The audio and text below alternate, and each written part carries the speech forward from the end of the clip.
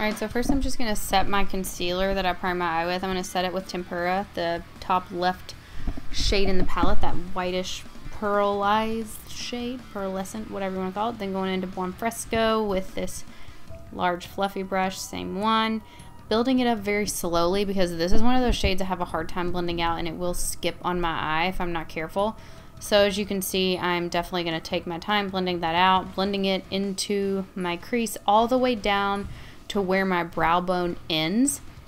If you can see, I'm not too worried about it getting down too far because of course I'm going to put my foundation on, clean up that edge once I go into the bottom lash line. So then I'm going to go into Cypress Umber and I'm going to use a little tiny fluffy brush, natural hair brush I believe, build that up on my outer corner in the same sort of shape, just not taking it up as far but still taking it down as far as my eyelid goes. I'm basically going to the end of my brow bone with both of these eyeshadows.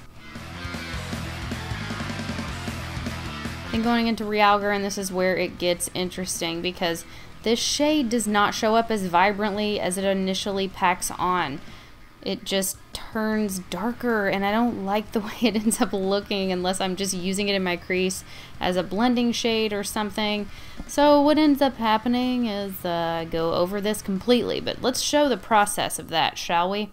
I'm gonna go ahead and finish that up, get that where I initially wanted it, and honestly this doesn't look so bad. Like I could totally wear this, it just was not what I had in mind. Once again, another screw up going into Primavera, I believe this is. And yeah, I'm gonna cover up that orange. I'm trying to get like a nice little color shift effect. That's just not gonna work. These shadows are not duochrome by any stretch of the imagination. They don't mix well. It was just a bad idea from the very beginning. Like I said, it doesn't look terrible, but it is just so not my style. So here's where it kind of takes a turn. I'm starting to take Venetian Red. I go on the inner corner. I start to blend it out. I dig it right into that eye socket there that I've got. Just dig it in there, squiggle it around, and push real hard and get it the way I want it. That's exactly what I did. And I meant what I said. So yeah, gonna do that, gonna take it into my crease a little bit, and then, you know, it starts to look a little 49ers for my taste. So I end up changing it at this point. I'm like, it's not bad, but it is just not me, and I don't know. Anyway, here we go. Venetian Red and Vermeer. Taking this wet shading brush, I wet it with a setting spray, mixing those two together, turning them into a paint, or perhaps a Buon Fresco, if you will. Anyway, I'm gonna paint that all over my eyelid. It almost gives like a wet look because I'm mixing the two of those together. And man, it worked out really well, and I really love the finish of this. And yes, one might say I just destroyed two of my eyeshadows, but you know what?